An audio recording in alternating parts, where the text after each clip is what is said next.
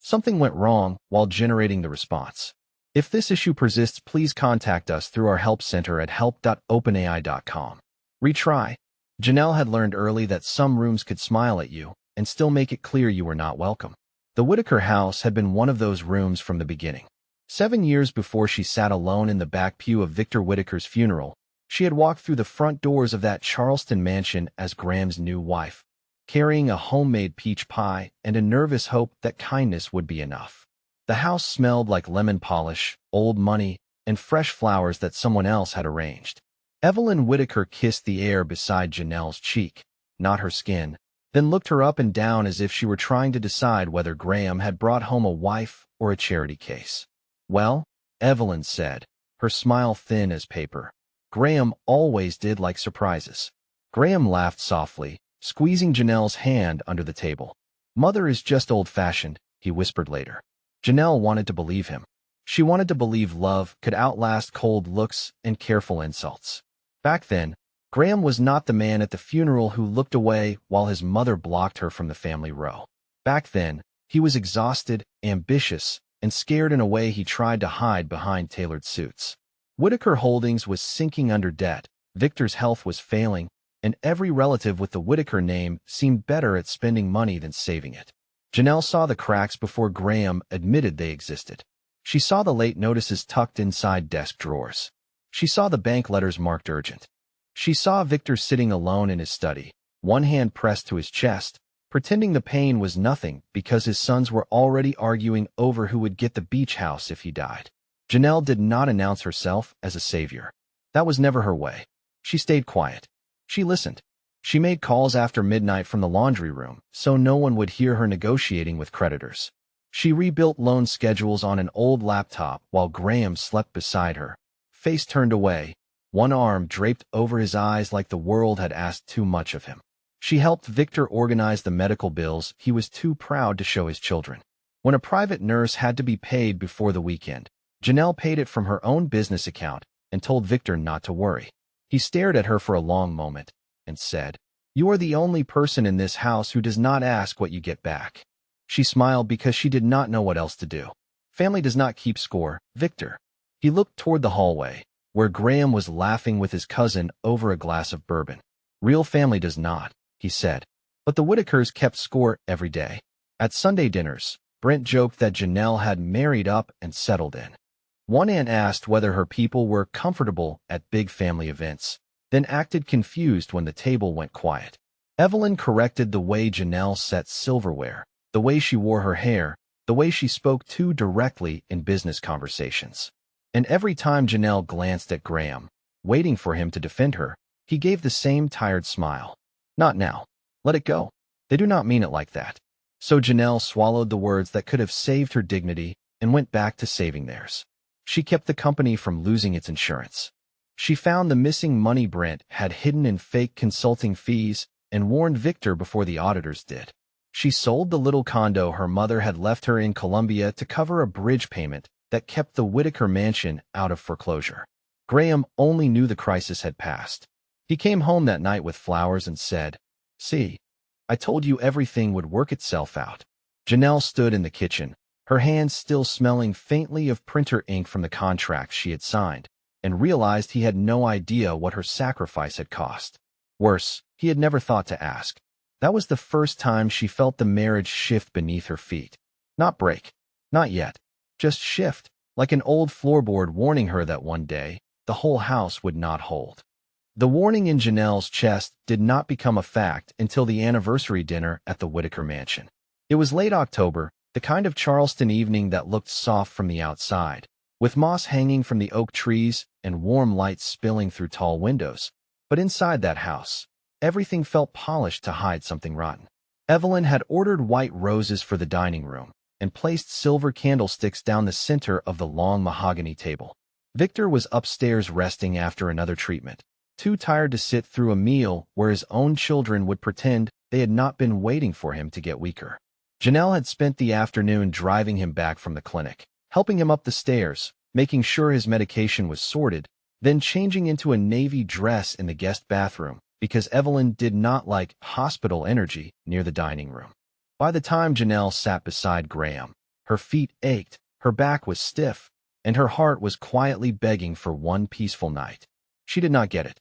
Brent leaned back in his chair with a glass of red wine and looked at her like she was the evening entertainment. "Janelle, I have to hand it to you," he said. "You really know how to stay close to a family with assets." A few people laughed under their breath. Not loud enough to seem cruel, just loud enough to make sure she heard it. Janelle kept her hands folded in her lap. Graham glanced at Brent and gave a weak smile, the kind people give when they want ugliness to pass without touching them. Evelyn dabbed the corner of her mouth with a linen napkin. "Brent is only saying what everyone has wondered," she said. "Some women arrive with nothing and somehow leave with a great deal of confidence." Janelle looked across the table at Graham. She did not need a speech. She did not need him to start a war with his mother. She only needed him to say her name like it mattered. Instead, he took a sip of water and said, "Mom, not tonight. Not stop. Not apologize to my wife. Not she is the reason this family is still standing. Just not tonight." As if the problem was timing, not cruelty. Something inside Janelle went still. Evelyn saw it and mistook that stillness for surrender. She reached beside her chair and lifted a cream folder onto the table. "Then perhaps tonight is exactly right," she said. Graham's face changed, but he did not look surprised. That hurt more than the folder. Janelle stared at it as Evelyn slid it across the table. The sound of paper against wood was soft, almost polite. "A clean agreement," Evelyn said. "No drama. No embarrassing claims. You walk away with dignity, and Graham can move forward without all this tension." Janelle's fingers touched the edge of the folder but did not open it. "You discussed this without me?" Graham rubbed his jaw, suddenly fascinated by his plate. "Janelle, things have been hard for a long time." She waited. The room waited with her. "Maybe this is easier for everyone," he said. For a second, all she could hear was the old grandfather clock in the hall. Tick, tick, tick. It sounded like time counting down on the woman she had been. She thought about the condo she sold, the calls she made, the bills she paid, Victor's tired hand squeezing hers after she promised he would not lose his home. Then she looked at the man who had slept beside her through all of it and still managed not to see her. Janelle opened the folder, not because she agreed, but because she wanted to understand the shape of their betrayal. There it was, printed neatly in black ink, her life reduced to clauses and signatures. She closed it again. Slowly, she reached for her wedding ring. Graham finally looked up. "Janelle," he said, but it came too late and too small. She slid the ring from her finger and placed it beside her untouched glass of water. No tears, no shouting, just the quiet sound of gold meeting wood. Evelyn's mouth curved like she had won. Brent lifted his glass. Graham stared at the ring as if it had appeared there by itself. But that silence was not weakness. It was the first moment Janelle stopped protecting them from what they deserved to know. By Monday morning, the Whitakers had already started rewriting the story. That was what old families did best. They did not apologize. They adjusted the lighting until the truth looked like something else. By noon, 2 women from Evelyn's charity board had heard that Janelle had become difficult. By dinner, someone at the country club was saying Graham had tried everything. But some marriages simply could not survive ambition, pride, and poor manners. No one said whose ambition. No one said whose pride. No one mentioned the cream folder Evelyn had pushed across the dining table while Victor lay upstairs too weak to walk down. Graham did not correct any of it. That was the part Janelle carried with her as she packed. Not the insults. Not the folder. Not even the ring still sitting on the mahogany table when she left the room. It was Graham's silence.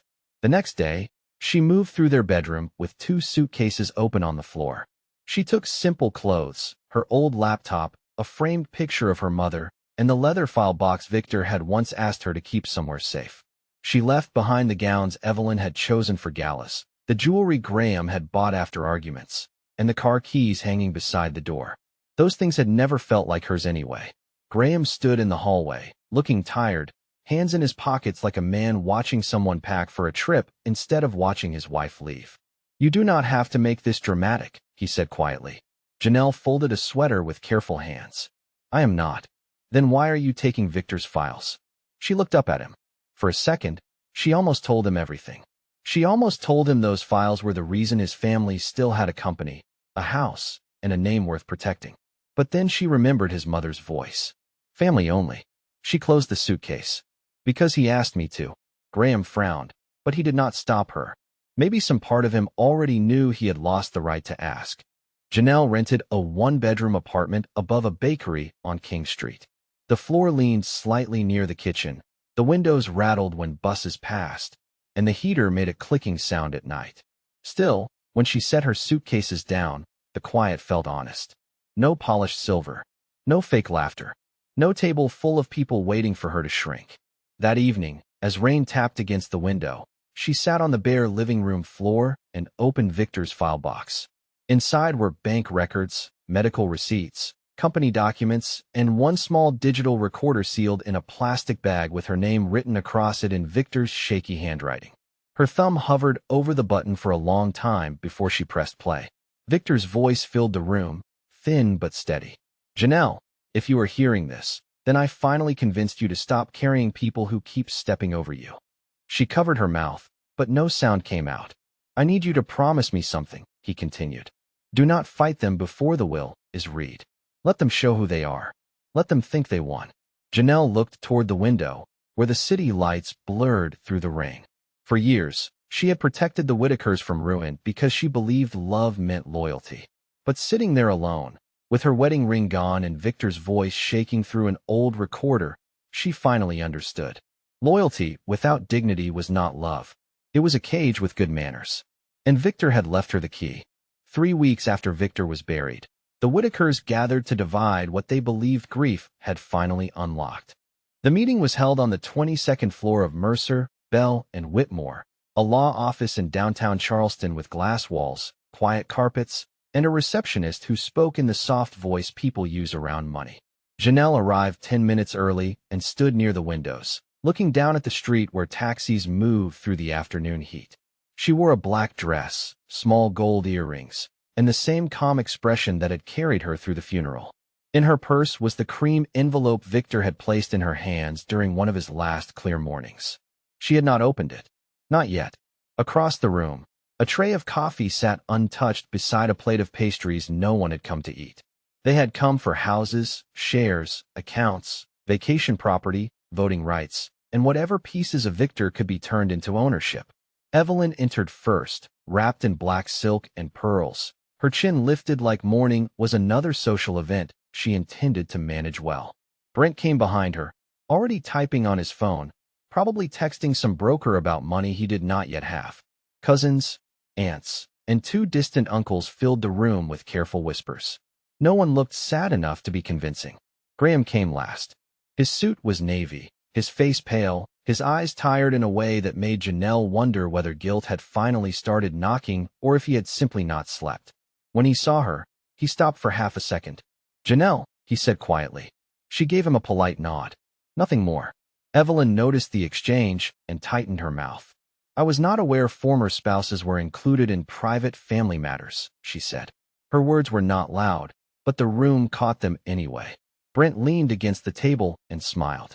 Maybe she is here for one last sympathy check. A few relatives gave small, embarrassed laughs, the kind people use when they know something is ugly but want to belong more than they want to be decent. Janelle sat at the far end of the conference table and placed her purse in her lap. Her hands were steady, but inside, her chest felt heavy with all the years she had spent making herself smaller in rooms just like this. Graham looked at Brent. For 1 second, Janelle thought he might finally say what he should have said years ago. Instead, he looked down at the polished table. There it was again, the silence that had cost her a marriage. Daniel Mercer entered with a sealed folder, a tablet, and a small black case. He was in his late 60s, neat and serious, with the kind of face that had watched wealthy families become strangers over signatures. He set the folder down and looked around the room. "Before we begin," he said, "Mr. Whitaker left very specific instructions." Evelyn folded her hands. "Then read the will." Daniel did not move toward the folder. Instead, he opened the black case and removed a small drive. He asked that this recording be played first. The mood in the room shifted. Brent stopped smiling. Evelyn sat straighter. Graham looked toward Janelle, but she kept her eyes on Daniel. The screen at the front of the room flickered to life.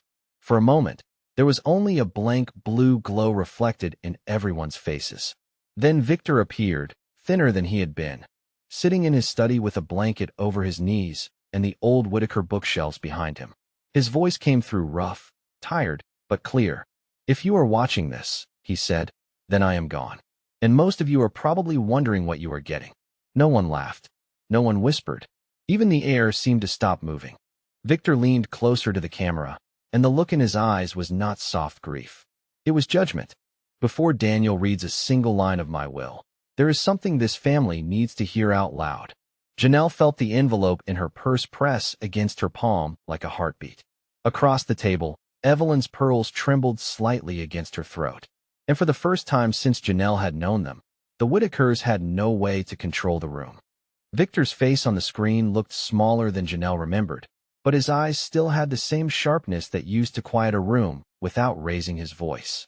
He sat in his study, wrapped in a gray blanket, the old brass lamp glowing beside him. For a few seconds, he only breathed, as if even from a recording he wanted his family to feel the weight of waiting.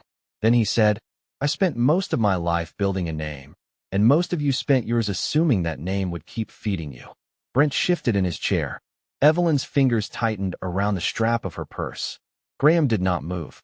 Victor looked down at a paper in his lap, then back at the camera. 2 years ago, Whitaker Holdings was 48 hours away from defaulting on an $18 million loan. The bank had already prepared seizure notices. The house on Meeting Street, the offices, the trust accounts, all of it was closer to gone than any of you knew. A cousin near the window whispered, "That cannot be right." Daniel Mercer raised one hand without looking away from the screen. The whisper died. Victor continued. Graham was overwhelmed. Brent was hiding numbers. Evelyn was still hosting luncheons as if candles and silverware could pay debt. And while everyone performed confidence, one person went to work. Janelle felt every eye in the room trying not to look at her yet. She kept her gaze on Victor. In the video, his mouth trembled slightly before he steadied himself. She renegotiated the loan. She found the missing funds. She caught a forged consulting invoice before it became a criminal headline. She paid for my care when the insurance delay would have left me without the nurse who helped me get through the worst nights. Evelyn's face drained of color. "This is private," she said, but her voice had lost its edge. Victor kept speaking over her because the dead do not pause for manners. "Some of you called her temporary. Some of you called her lucky. Some of you sat at my table and made jokes about what she came from, as if dignity had a zip code." Janelle's throat tightened, but she did not cry. Not there. Not for them. Graham finally looked at her, really looked, and the shame on his face came too late to be useful. Victor leaned closer to the camera. "Let me say this clearly, so there is no room for family interpretation. Janelle Carter did not marry into safety. She became the reason this family still had any." The room went silent in a way Janelle had never heard from the Whitakers before. No polite coughs.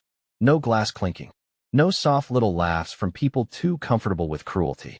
Just silence. Victor took a slow breath. "And Graham," he said, his voice softer now. "You were my son, so I gave you more chances than you deserved. But the night you let your wife be handed divorce papers at my table, I knew you had confused weakness with loyalty. You thought staying quiet kept peace. It only protected cowards." Graham pressed his lips together, but his eyes shone. Janelle looked down at her hands, remembering the ring on the table, the folder, the clock ticking in the hall. Victor's voice returned to its firm edge. "Before anyone asks what I left them, ask what you left her to carry. Ask who stood beside me when my own blood was busy measuring the furniture." Evelyn made a small sound, half protest, half fear.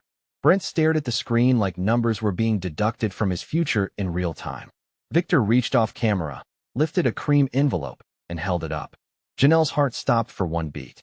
It matched the one in her purse. "Daniel has the will," Victor said. "Janelle has my final letter." Together, they explain what happens next. Then he looked straight into the camera, straight into the room, straight through every lie they had told themselves. "You ignored her because she was quiet. That was your mistake. Quiet people hear everything. And sometimes, they are the only ones strong enough to save what the loud ones destroy." The screen went black. For several seconds, nobody moved. Then Daniel Mercer picked up the sealed folder, broke the red stamp, and said, "Now I will read Mr. Whitaker's last will and testament." Daniel Mercer did not rush. That was what made the room feel worse. He adjusted his glasses, smoothed the first page of the will, and let the silence settle until every Whitaker had to sit inside it. Evelyn stared at the sealed pages like she could still intimidate paper. Brent leaned forward, elbows on the table, trying to look annoyed instead of scared. Graham sat across from Janelle with his hands clasped so tightly his knuckles had gone pale. Janelle kept her purse in her lap, one palm resting over Victor's unopened letter, feeling the edge of it through the leather like a quiet reminder to breathe. Daniel began with the smaller things first. Victor left watches to cousins, books to an old friend from law school, and a donation to the hospital wing where he had spent his final months. Then his voice changed. To my wife, Evelyn Whitaker, I leave the Savannah residence on Jones Street, along with a monthly allowance to be managed through the Whitaker Family Trust. Evelyn blinked. Allowance? Daniel did not look up. That is the word Mr. Whitaker used. A low shift moved through the room. Someone crossed their legs. Someone else stopped stirring coffee that had already gone cold. Daniel continued. Mrs. Whitaker will have no authority to sell, mortgage, transfer, or borrow against any property connected to the primary trust. Evelyn's face tightened with disbelief. Victor would never humiliate me like this. Daniel finally looked at her. He was very clear. Brent gave a sharp laugh, too loud for the room. Fine. What about the company? Daniel turned the page. To my son, Brent Whitaker, I leave a one-time distribution of $50,000, contingent upon full cooperation with an independent financial audit. The laugh died in Brent's throat. That is a joke. It is not, Daniel said. Mr. Whitaker also ordered your immediate removal from any advisory role connected to Whitaker Holdings, pending review of irregular consulting payments made over the last 4 years. The color slipped from Brent's face. He looked at Graham, then at Evelyn, searching for rescue in people who suddenly had none to give. Graham's voice came out low. Irregular payments? Janelle looked down at the table. She had found those payments at 2 in the morning while the rest of them slept under a roof she was trying to save. She remembered the nausea of realizing Brent had been stealing from a company already gasping for air. She remembered warning Victor gently, because even truth can break a sick man when it comes from his own blood. Daniel turned another page. To my son, Graham Whitaker, I leave my personal letters in the hope that one day he learns the difference between peace and cowardice. Graham closed his eyes. That sentence hit him in a place no dollar amount could have touched. Then Daniel reached the final section, and even before he spoke, the air changed. The controlling authority of the Whitaker Family Trust, including voting rights, real estate decisions, executive oversight, charitable distributions, and all major financial approvals, shall be transferred for a period of 10 years to Janelle Carter. No one breathed. Evelyn's mouth parted, but nothing came out. Brent stood halfway from his chair. She is not even family. Daniel laid a second folder on the table. According to Mr. Whitaker, she was the only one who acted like it. He opened the folder and spread out copies of wire transfers, bank agreements, audit notes, hospital invoices, and signed restructuring documents. These records show that Ms. Carter, through Carter Advisory Group, prevented foreclosure on the Meeting Street property, renegotiated the $18 million loan, covered private medical care, and shielded Whitaker Holdings from a public financial collapse. Graham stared at the documents. His eyes moved over the letterhead once, twice. Then he looked at Janelle like he was seeing a stranger wearing the face of the woman he had lost. Carter Advisory, he said, barely above a whisper. That was you. Janelle met his eyes. Her voice was calm, but not cold. I built it before I met you. The words landed softly, and still they seemed to split the room open. Graham leaned back as if the truth had taken the chair out from under him. All those years, he had thought she was standing beside his life. He had never understood she was holding it up. Daniel gathered the papers with quiet finality. There is one more condition, he said. Janelle's hand tightened around Victor's letter. Across the table, Evelyn looked at her with something darker than anger now. Fear. And for the first time, Janelle realized the will had not only given her power, it had forced every person in that room to answer to her. Daniel let the final sentence hang for a moment before he read it aloud. If any beneficiary contests this appointment, their distributions shall be frozen until the court resolves the matter, and any evidence of financial misconduct may be released to the appropriate authorities. Brent sank back into his chair as if the room had suddenly lost its oxygen. Evelyn's face hardened, but even she understood the trap Victor had left behind. Challenged Janelle, and everything they had tried to hide could become public. Daniel closed the folder. That concludes the reading. For a few seconds, nobody moved. The Whitakers had spent years speaking over Janelle, around Janelle, and through Janelle. Now the most powerful voice in the room belonged to her silence. She stood, smoothing the front of her dress with one hand, and picked up her purse. Graham stood too quickly, his chair scraping against the carpet. Janelle, wait. She did not stop until she reached the hallway. The law office doors closed behind them with a soft click, shutting out the stunned whispers of his family. Outside the conference room, the city looked gray through the glass walls, rain streaking down the windows in thin silver lines. Graham followed her toward the elevator, his face pale, his voice lower than she remembered. I did not know. Janelle pressed the elevator button. You did not ask. That stopped him for half a second. He swallowed, then tried again. I knew you helped my father, but I did not know it was all of this. The loans, the company, Brent, the medical bills. Janelle, I swear, I did not know. She turned to him then. Not with anger. Anger would have been easier for him to survive. She looked at him with the tired honesty of someone who had finally stopped protecting his version of the story. When your mother told me I was not family at the funeral, did you know that was cruel? Graham's eyes dropped. Yes. When Brent joked that I stayed close to money, did you know it was a lie? His jaw tightened. Yes.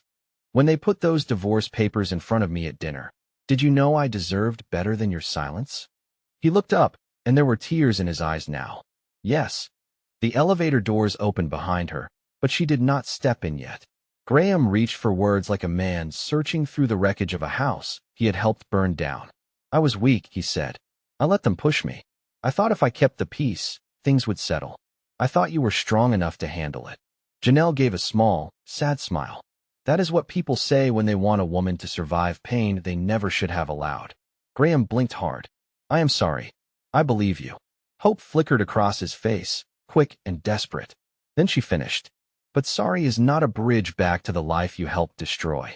He stepped closer, careful not to touch her. Do you still love me? For the first time that day, her throat tightened. Because the truth was not simple. Love did not vanish just because someone failed you. Sometimes it stayed behind like a bruise, tender long after the damage was done. I love the man I thought you were, she said softly. And I grieved him while you were still standing in front of me. Graham covered his mouth, turning away as his shoulders shook with a quiet kind of regret. Janelle stepped into the elevator. Before the doors closed, she saw Evelyn rush out of the conference room, pearls trembling, anger carrying her faster than dignity. This is not over, Evelyn called. Janelle looked straight at her and said, No, Evelyn, it is finally beginning. The doors slid shut before Evelyn could answer. The elevator opened into the lobby, but Janelle did not make it 5 steps before Evelyn's voice cut through the quiet marble space behind her. You cannot walk away with my husband's legacy. People near the reception desk turned. A young assistant froze with a stack of files in her hands. Graham stepped out of the elevator after his mother, still shaken, still too late. Janelle stopped beneath the high glass ceiling where rain slid down in long silver lines above the city. She turned slowly, one hand resting on her purse. For years, Evelyn had known how to make a room shrink around her. But that day, the room did not belong to Evelyn anymore. Victor's legacy was never the house, Janelle said. It was never the trust, the cars, the club memberships, or the last name you keep using like a locked door. Evelyn's lips trembled with anger. You have no Whitaker blood. Janelle nodded once. No, I have something your family forgot how to recognize. Loyalty. The word landed hard. Graham looked at the floor. Brent stood near the elevator with his tie loosened, his future suddenly depending on the woman he had mocked. Daniel Mercer arrived behind them, carrying the sealed documents, but Janelle lifted a hand gently. I have one more thing. She opened her purse and took out Victor's cream envelope. For a moment, her fingers shook, not from fear, but from the weight of finally letting the last piece of him speak. She broke the seal and unfolded the letter. Her eyes moved over the handwriting, uneven but familiar. She could almost hear him clearing his throat in that tired way he used to do before saying something nobody wanted to hear. Janelle read aloud, her voice steady. Blood makes relatives. Loyalty makes family. And Janelle was family when the rest of you were only waiting for me to die. No one in the lobby moved. Even Evelyn seemed smaller, as if the sentence had stripped the pearls and silk of their power. Janelle lowered the paper. I am not here to punish you, she said. Life already does that when people spend years taking love for granted. She looked at Brent. The audit will happen. She looked at Evelyn. You will be cared for, but you will no longer control what you did not protect. Then she looked at Graham, and that was the hardest part. There was still a piece of her heart that remembered the man who used to hold her hand under the table and promise her they would build something better than the people who raised him. But memory was not a reason to return to a place that had taught her to disappear. And you, she said softly, will have to learn who you are without someone standing quietly behind you, holding your life together. Graham's eyes filled again. Janelle, please. She shook her head. I hope you become better. I just will not be the woman you practice on. Months later, the Whitaker mansion no longer hosted dinners full of cruel whispers. Part of the estate funded a scholarship for students who had cared for sick parents, worked double shifts, and still chased a future. Carter Advisory Group took control of the company, cleaned out the hidden debts, removed the people who treated the family name like a free pass, and gave the remaining employees something they had not felt in years: stability. Janelle did not move into Victor's house. She did not need its chandeliers to prove she had risen. She kept her apartment above the bakery for a while, waking to the smell of coffee and warm bread, learning the peace of a life where nobody made her earn a seat at the table. And on the first anniversary of Victor's passing, she placed white roses at his grave and whispered, I kept my promise. The wind moved softly through the oak trees. For the first time in a long time, she did not feel erased. Some people will ignore your sacrifices because your kindness makes their lives easier. They will mistake your silence for permission, your patience for weakness, and your loyalty for something they are owed. But the truth has a way of keeping records, even when people do not. And when it finally speaks, it does not need to shout. It only needs to name the person who stood there all along.